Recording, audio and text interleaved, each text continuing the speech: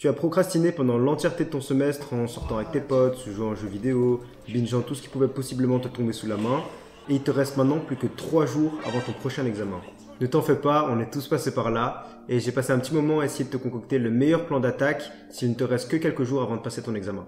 Du coup, la vidéo sera divisée en 3 parties. Première partie, je vais vite fait parler des attentes. Deuxième partie, on va venir avec un plan d'attaque. Et la troisième partie, je vais t'expliquer comment effectuer ce plan le plus efficacement possible. Alors, pour que tu puisses t'y mettre au plus vite, j'ai essayé de faire en sorte de faire une vidéo la plus courte et la plus concise possible. Mais ça veut dire que je vais pas pouvoir t'expliquer tous les concepts en détail, le pourquoi ça fonctionne, etc. Tu vas juste devoir me faire confiance dessus. Si ça peut te rassurer, je fais mon mémoire dessus, donc je sais plus ou moins de quoi je parle. Et ce sont aussi les mêmes concepts que j'ai utilisés pour passer d'un 8,5 en examen à distance en première session à un 16,5 en examen en présentiel en deuxième session. Rassuré? Ok, let's go! Première partie, no bullshit. Tu vas devoir prendre conscience que oui, il te reste peut-être que 3 jours, mais ton but maintenant, c'est d'utiliser ces 3 jours le plus efficacement possible. C'est-à-dire que tu peux plus perdre ton temps à procrastiner, douter, tout ça, c'est fini. Netflix, au revoir. YouTube et Instagram, au revoir. League of Legends, au revoir. Il faut qu'il y ait un déclic dans ta tête qu'il te reste qu'un certain nombre d'heures avant ton examen et qu'il faut vraiment que tu t'y mettes à fond. Tout ça pour dire que on va venir avec un plan d'attaque, mais il faut vraiment que tu sois 100% investi derrière et que tu l'implémentes, sinon ça sert à rien.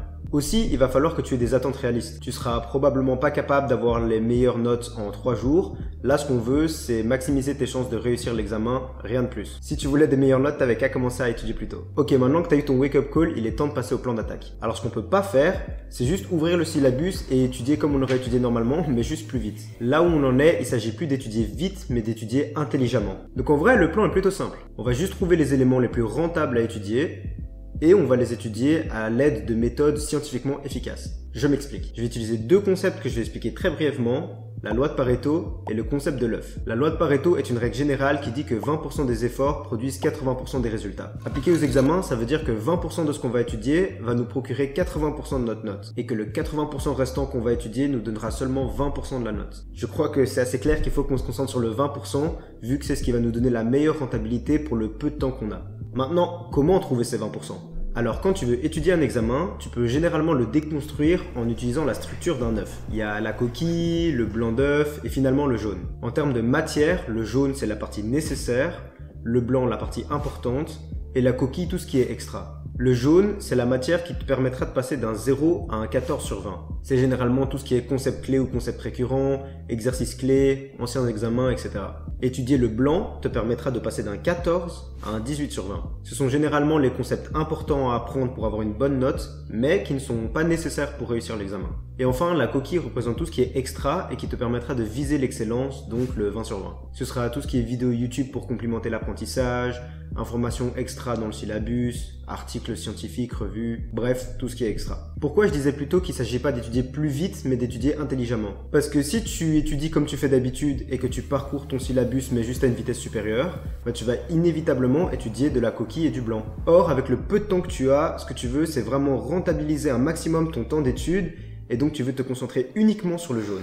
Donc la première étape, c'est trouver ce qui constitue le jaune pour toi. Est-ce que tu peux trouver des anciens examens, des synthèses qui résument des points clés à apprendre, des définitions ou des exercices qui reviennent à chaque examen? Essaye de trouver un maximum de ressources qui constituent ce jaune pour pouvoir l'étudier, et ensuite il s'agit juste de le départager en plusieurs tâches différentes que tu vas répartir sur les différents jours. Et donc voilà, le plan d'attaque est fini.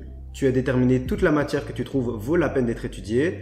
Donc maintenant, il suffit juste de l'étudier efficacement pour pouvoir être sûr de se rappeler d'un maximum à l'examen. Avant qu'on passe aux méthodes d'étude, si tu trouves que la vidéo est utile pour l'instant, n'hésite pas à liker et t'abonner ou même laisser un commentaire ou m'envoyer un message privé. J'en ai reçu quelques-uns ces derniers jours et en plus de me faire extrêmement plaisir, ça m'aide à savoir si ce que je fais vous aide ou pas, histoire que je puisse vous sortir des vidéos, je l'espère, de qualité. Ok, maintenant que ça c'est dit, on y retourne.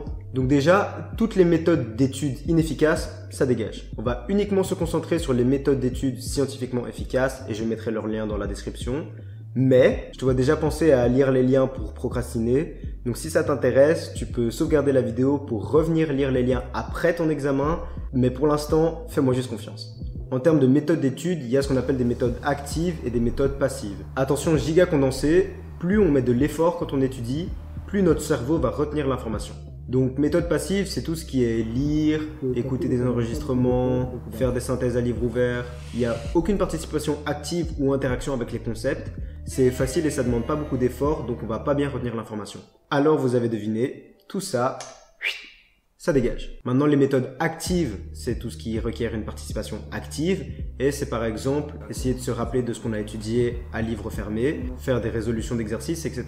Et vu que je suis un boss, j'ai trié les différentes techniques que tu devrais utiliser en fonction de ta situation. Le premier truc à faire pour choisir ta méthode, c'est de faire la différence entre faits et concepts isolés. Non, merde. Le premier truc à faire pour choisir ta méthode, c'est de faire la différence entre concepts et faits isolés. Il y a des matières qui sont concentrées sur des concepts généraux comme les maths ou la physique, et d'autres qui sont concentrés plus sur des faits isolés à apprendre par cœur, comme le droit ou la médecine. Bon, je viens de remarquer après un jour que ma caméra a oublié de filmer une petite partie de la vidéo, donc je vais combler vite fait. C'est possible que le sujet que tu dois étudier inclue les deux, mais les méthodes d'étude que je vais te suggérer varieront en fonction de la catégorie. Donc si ce sont des concepts généraux, deux techniques. Première technique, c'est de faire des schémas relationnels à cahier fermé. Donc ce que tu vas faire, c'est étudier les concepts, et puis essayer de te rappeler de ce que tu as étudié en fermant le livre, et de faire des schémas décrivant quels sont les concepts clés, comment ils sont liés, etc. J'insiste sur le cahier fermé parce qu'il est là tout l'intérêt. En essayant de te rappeler de l'information sans aide, c'est là que tu vas pouvoir voir à quel point tu connais vraiment ton sujet. Deuxième technique, c'est tout ce qui est résolution d'exercices, encore une fois cahier fermé, donc sans la solution. Résoudre différents exercices d'un même type va te permettre d'identifier les ressemblances entre les différents exos, d'en déduire les tendances et de mieux comprendre le raisonnement derrière la résolution. En appliquant ces méthodes, tu vas sûrement te rendre compte à quel point tu connais rien et ça va être très dur et très inconfortable, mais tu dois juste faire confiance au processus. Comme je te l'ai dit, plus tu mets de l'effort, mieux t'apprends. Donc si c'est trop facile, c'est qu'il y a quelque chose qui va pas de toute façon. Ok, et maintenant, si ce que tu dois apprendre, ce sont majoritairement des faits isolés, comme des termes médicaux, des dates importantes ou des définitions, ton meilleur ami, c'est les flashcards. Comment ça fonctionne? Tu vas avoir des cartes à deux faces, et tu vas écrire la question d'un côté et la réponse de l'autre. Donc d'un côté, tu peux avoir par exemple quel est le rôle du triceps et de l'autre côté, du coup, la réponse. Je rappelle que tout l'intérêt de la méthode active, c'est de faire travailler son cerveau. Donc c'est tentant de lire la question et puis de directement lire la réponse, mais le but c'est de fournir un effort et d'utiliser son cerveau pour essayer de trouver la réponse. Et donc tu peux te permettre de regarder la correction seulement une fois que tu as tenté de donner une réponse. Si c'est correct, la réponse sera mieux consolidée dans ta mémoire. Et si c'est faux, tu auras plus de chances de te rappeler de la réponse la prochaine fois que tu fais la flashcard. Donc fais confiance au système et trompe-toi, ça fait partie du processus. En plus de ça, maintenant il y a des logiciels qui te permettent de créer des flashcards, donc tu dois même plus le faire physiquement. Les deux meilleurs que je vous recommande sont Quizlet et Anki, mais si vous avez plus beaucoup de temps, je vous recommande Quizlet parce que Anki fonctionne avec un algorithme qui fait apprendre sur le long terme et c'est pas ce qu'on recherche pour le moment. Je mets le lien de Quizlet dans la description. Et donc voilà, c'est la fin du guide. J'espère t'avoir préparé pour attaquer cet examen du mieux possible. Si tu as trouvé la vidéo utile, n'hésite pas à la partager avec tes amis qui passent aussi leurs examens. Et maintenant, je t'invite à fermer la vidéo, appliquer les différents points dont on a parlé, et bonne chance pour ton examen, tu vas y arriver.